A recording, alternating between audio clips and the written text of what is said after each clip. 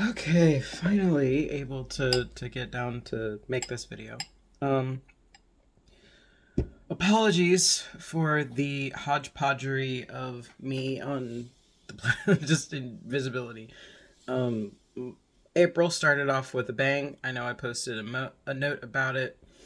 Um, and it's still playing out. Um, I lost my entire day yesterday. I was hoping that I was going to get to do some writing. No, I did not. Um, I've been getting my stress level is so high that my left eye just keeps twitching. um, yeah, no, my blood pressure's probably bad. Uh, but I guess I think it might not necessarily be a bad thing because I really didn't get too much input on my question that I had posted up about bringing back mid-season origins with like a new twist. Um, I know I've been posting like on all of my things that my first sequel and third book should be coming out later this month, and I'm trying to build some hype for it by giving you some prequel lore or some stories that happen in world that are not in the books, um, just to give you guys something interesting to sink your teeth into. Um, I think a few people liked it, but nobody commented, so I don't know how people would feel about me bringing back the origin stories and instead of it being just the third person omniscient that I did before, um, to do like my usual third person limited short stories, like in the moment. That's my usual writing style. um, yeah, I'm not for the four seasons and the crystals. And then there's Rain the anomaly. um, yeah, they don't have a lot of attention in the books because the books mostly focus on the coming of age, which the elements, all of them are at different stages of development, and over the course of the series, um, they grow they do eventually evolve into their mature forms. But that's part of the coming of age story is that these elements aren't even technically fully evolved themselves. They're still figuring out who they are, and as Fae, they're my Fae characters. The way that they evolve is they have to there's certain thresholds that they have to come to. So first is the sense of self, because once they're born, obviously they're like just engaging with everything around them and they don't really know what they're doing until they find their sense of self and they can connect with their emblem. And then once they connect with their emblem, then they learn their element, which that's a whole like ordeal. Poor Autumn. Uh, and then once they master their element, then they kind of hit this like threshold where they're kind of like they look young, and they kind of get stinted. Flare and Flora actually are at that stage, because that's the next stage that you're supposed to hit is you're supposed to find your purpose. Um, Now there's instances of not full like you can find your purpose, but then um, you have to like how does it apply? Like you find your purpose and then you kind of get like your first bump up, but until you find your the purpose finds fruition, that's when you fully evolve. So at this point in the series, as of summer, no one has found that element wise because the seasons were born the way they are. So they don't really know how to help their kids, and they're kind of trying to help them figure it out, which is kind of what parents do, right? Like, you're not your kid. They're never going to have your experience, and you're not going to have theirs. The best you can do is help them as they walk that path. Um, Heck, the world isn't the world that you came into, so everything's trial and error, right? As of right now, nobody's hit that threshold just yet. Now, After summer, someone does. I'll say that. Um, but yeah, so there's some evolution stuff that plays into nature and a little bit of lore of like fae and things like that and how they relate to us and stuff like that. So as far as the seasons go, I don't really have, other than Origins, that was the only thing I ever wrote about them. So I was wondering if people wanted to see some more adventures with them, and maybe I do a mini series here on Substack that just focuses on Bouillon and the before years. Um, Thought that could be an interesting thing, but I really hadn't gotten much feedback on it. And one of the reasons why I'm kind of hesitant is I'm a novel writer. Writing serials, still navigating that. The Dodeca shorts really were sporadic. Really, it was me fleshing out backstory that I don't want to write flashbacks in Dodecatheon. It is already packed with action and multiple perspectives, and there's just no time for flashbacks. So the Dodeca shorts were supposed to fill in that gap. Um, Originally, I didn't have shorts prequels for Nature Calls, and I wrote the origins as like my little uh freebie, or it wasn't a freebie, but I tried on when I was on Patreon doing these boxes, the like a subscription box where I would write something, you get some little collectible items and merchandise that Mrs. Winchester and I would make, and you'd get that monthly, and then every quarter the story would switch up and you'd get a new world. The first one was Nature Calls, obviously because I'm trying to market Nature Calls. um, Back then I was just trying to get hype up for it, so that I could publish Summer. And as I've mentioned, it's been a trip. I think it's been 3 years since I got Spring published, and tried to get Summer out the gate, but again, hype dropped off after 6 months. Um, I'm determined to not let that happen again. So one of the ways, though, is I was thinking, well, now that I have Substack, maybe I can try doing serial stuff. Um, Now the Dodeca shorts are more episodic. Like each one really is like an incident. Until recently, when I started posting it here, where I was like, I could really flesh these out a little bit more, so you can learn more about the characters. Like I already know people are probably bummed about Apollon, but it's okay. I promise it's okay. He's he's got other stuff. I'll tell you that. If you really enjoyed the Apollon Curse, that's the first installment in the Apollon Curse. If you really liked him, put it this way: the Dodecatheon host was reborn. Put it that way. So his story technically has not ended. Technically. And if you pick up Artemis of the Dodecatheon, you'll start piecing together some of the stuff that trickles down into the books. But you don't know everything yet. I'm trying to see if I can avoid the prequel book curse where you don't know what happens, so I can still write it. Seeing if I can avoid this. But again, it's another reason why I don't drop flashbacks, and I try not to info dump into Artemis and things like that.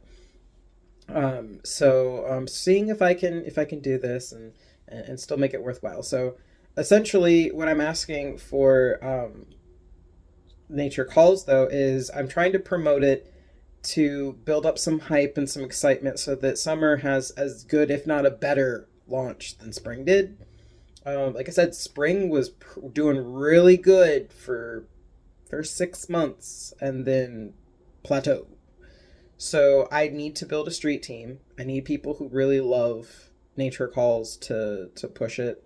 And the thing is that I know several people have said about my writing is that it's really good. You just got to read it first.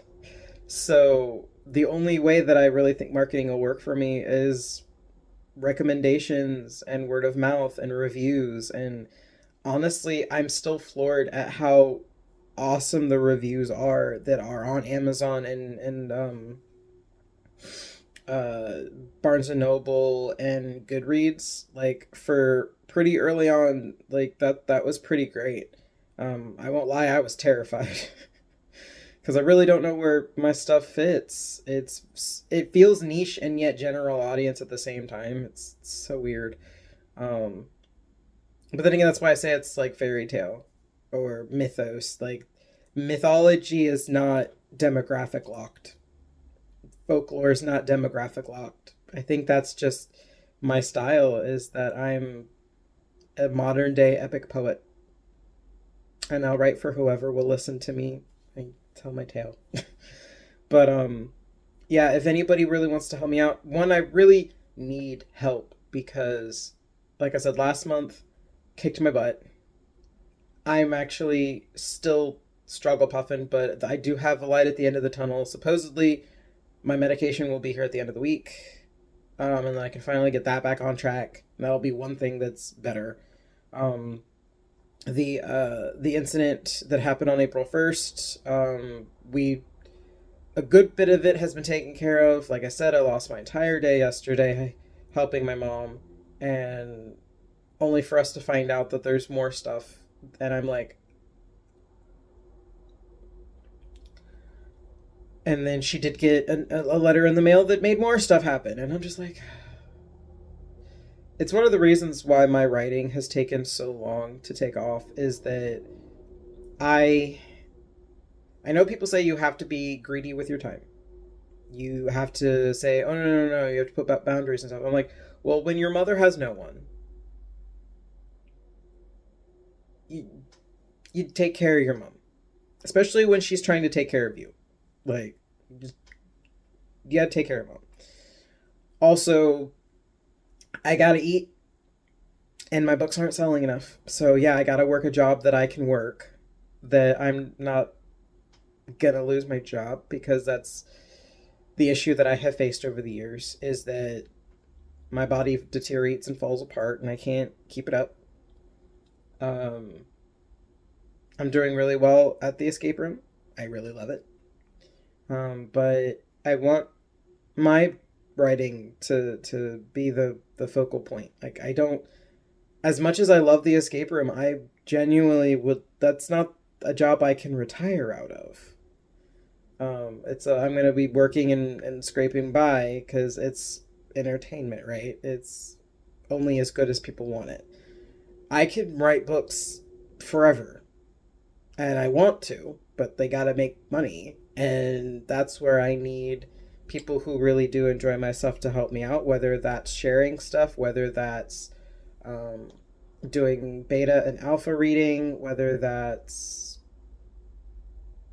like just talking me up with people at your book clubs or like stuff like that, like I or just sharing my website because honestly what reader doesn't love supporting an author with directly to the author, and that author as your thank you gives you a signature in the book without additional charge, like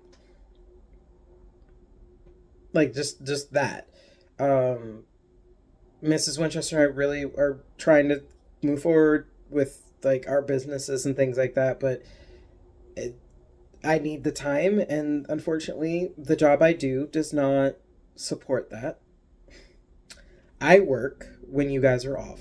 I work during. I'm the person who's working an event that I can't go to the event because I'm working, and if I don't work, that event better make me money. Otherwise, I could be gypped on my bills, and this is the cycle I find myself in. It's why my books are turning 22 this year, and mm, I struggle with the I know my stuff is good. Why can't I convince people to read it all the time? But then I have to remind myself that it's not like I said, it's niche and yet not.